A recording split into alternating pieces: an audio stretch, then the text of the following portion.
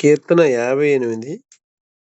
దీంట్లో 11 వచనాలున్నాయి. ఇందులో మనం ఒక 2 వచనాలు చూసుకొని ప్రార్థన చేసుకుందాం. ఇందులో మనకి ఒక మాట అంటే కొన్ని హెచ్చరికల్లాగా ఉన్నాయి. ఏంటంటే అంటే డైరెక్ట్‌గా మన కొరకు మన కో పాయింట్ చేసినట్టుగా రాయబడలేదు కానీ మనం గూడా నేర్చుకోవచ్చనమాట. సో, రెండో విషయం చూసినట్లయితే, మీరు హృదయపూర్వకంగా చెడుతనం జరిగించున్నారు అనే మాట. అలాగే మూడవ వచనం చూసినట్లయితే, తల్లి కడుపున పుట్టినది మొదలుకొని భక్తిహీనులు విపరీత బుద్ధి కలిగి ఉందురు అనుంది. సో, అంటే భక్తిహీనులు విపరీత బుద్ధి కలిగుంటారని. అంటే యాక్చువల్లీ అంటే మనందరికీ తెలుసు భక్తిహీనత అనేది ఎంత భయంకరానికి, ఎంత దేవునికి వ్యతిరేకంగా జీవించడానికి, దేవునితో వ్యతిరేకంగా పోరాడడానికి అంటే మనకి ఒక మాట కనబడుతది. శరీర స్వభావము దేవుని ధర్మశాస్త్రానికి ఏమాత్రం లోబడదు. అది దేవునికి విరోధమై ఉన్నది అని రాయబడిందనమాట. సో, ఈ భక్తిహీనత అనేది భయంకరం. మనకి మొదటెప్పుడో మనం రక్షణ అనేది పొంది ఉండొచ్చు. కానీ ఈ భక్తిహీనత అనేది ఎప్పటికీ మనల్ని అంటే మనము దానికి వ్యతిరేకంగా జీవించాలి. విరోధంగా జీవించాలి. నిలబడాలి. భక్తిహీనత అనేది ఈరోజు లేదు గాబట్టి రేపు రాదు అనేదుండదు. ఏ క్షణమైనా సరే మనల్ని వెంటాడేది ఒక పాపమది. సో, దేవునికి భక్తి అనేది ఏం చెప్తది?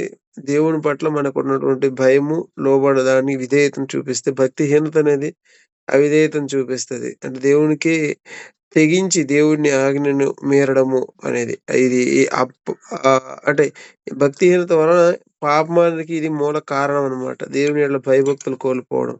మనం అందుకనే 2 కొరింథీ 7:1 చూడొచ్చు. మనకి ఈ వాగ్దానాలున్నాయి గనుక మనము దేవుని యందు భయము కలిగి మన శరీరముకును, ఆత్మకును కలిగిన సమస్త అపవిత్రత నుంచి మనల్ని మనం కడుక్కొని పవిత్రులమవుదుము అని ఉంటుంది. సో, ఈ భక్తిహీనత అనేది భయంకరం. ఆహ్, అంటే ఆహ్, మనల్నెంతో ప్రేమించి రక్తమిచ్చి కొనుక్కున్న ప్రభువుకి వ్యతిరేకంగా జీవించేటట్లు చేస్తుంది గనుక, మనం దీని విషయం తీవ్రత కలిగి ఉండాలి. ఆహ్, ఇది దీని గురించి మనం ప్రార్థన గూడా ఎలా అంటే మనం చేసుకోవాల్సుంటుంది. ప్రభు అంటే ఈ భక్తిహీనత ఒకసారి మనకి ఇంజెక్ట్ అయినప్పుడు ప్రార్థన చేసుకోవాలనిపించదు. బైబిల్ చదవాలనిపించదు. సో, ఇవన్నీ అంటే చదివినా రొటీన్‌గా అనిపించడం, ప్రార్థన కూడా నామకార్థంగా ఉంటుంది. అలా కొన్ని సంవత్సరాలు గడిచిపోతాయి కొంతమంది జీవితాల్లో. అది భక్తిహీనత అని తెలియకనే.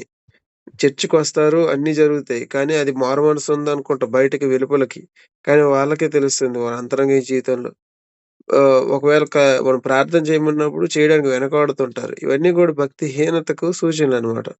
అంటే మొదటి నుంచే భక్తిహీనులుగా ఉంటారు కొంతమంది. కొంతమంది భక్తిగా ఉండి మధ్యలో భక్తిహీనులవుతారు. ఏది ఏమైతేనే మనకి అటువంటి స్థితి ఈ భక్తిహీనత అనే వైరస్ ఇంజెక్ట్ అయినప్పుడు మనకే సెల్ఫ్‌గా ప్రార్థన చేసుకోవాలనిపించదు. కానీ ఇమ్మీడియేట్‌గా మనకు మనస్సాక్షి ఆహ్, శుద్ధంగా ఉండేటప్పుడు మనకి ఒకటి తెలుస్తది. సంథింగ్ నేను దేవునికి వ్యతిరేకంగా ఉంది నాకు. నా శరీరము శరీరానుసారంగా జీవించడమే భక్తిహీనత అని చెప్పొచ్చు ఒక మాటలో చెప్పాలంటే. సో, ప్రభువా నాకు ప్రార్థన చేసుకోవాలనిపించట్లేదేంటి? నాకు వాక్యం చదవాలనిపించట్లేదేంటి? ఎందుకో నేను లోకాన్ని ఎక్కువ ప్రేమిస్తున్నాను. శరీరాన్ని ఎక్కువగా అంటే సుఖాన్ని కోరుకుంటున్నాను అనేది మనం ఆ సెన్స్ చేసినప్పుడు ఇమ్మీడియేట్‌గా ఇటువంటి ప్రార్థన చేసి, నాకు సహాయం చేయి ప్రభువా అనే లోతుల్లో నుంచి మనం ప్రార్థన చేసిన ఆ ఊబి నుంచి మనకి విడుదల జయాన్ని మనం అక్కడ దేవుడు ఇవ్వడం చూస్తామనమాట. సో, కొంతమందిని చూస్తే చూడండి మరి పుట్టిన తోడనే అబద్ధములాడుచు తప్పిపోతారని, వారి విషము నాగుపాము విషం వంటిదని. ఇవన్నీ కూడా అంటే మనము ఇవి మన మన గురించి నేరుగా రాయబడ్డాయని కాదు. కానీ మనం నేర్చుకోవాలేంటంటే అబద్దాలాడడం గాని, వాళ్ళు మాట్లాడే దాంట్లో విషం ఉన్నట్టుగా మాట్లాడతారు. ఇవన్నిటిని గూడా మనం అంటే ఇతరులు గాయపరిచేవి, మానసికంగా మరణింపజేసేవి ఇవన్నీ ఉంటాయి గనుక, మనం మన ఆధ్యాత్మిక జీవితంలో కొంచెము జాగ్రత్త, మెలకువ కలిగిన వారమై, ప్రేమ కలిగి నడుచుకోవాలని బైబిల్ హెచ్చరిస్తుంది. సో, ఈ భక్తిహీనత ఎస్పెషల్లీ మనం రాకున్నట్లు మనం అనుదినము ఎప్పటికప్పుడు మనము దేవునితో సమాధానం కలిగి, మెలకువగా ఉండి మన ఆధ్యాత్మిక జీవితం నడుచుకుందుం గాక.